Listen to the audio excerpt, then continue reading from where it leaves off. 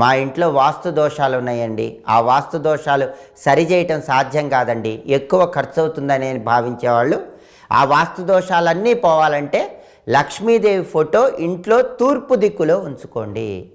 తూర్పు దిక్కులో అమ్మవారి ఫోటో ఉంటే అమ్మవారి పడమర వైపు చూస్తూ ఉంటుంది, మీకున్న సమస్త వాస్తు దోషాలు తొలగిపోతాయి.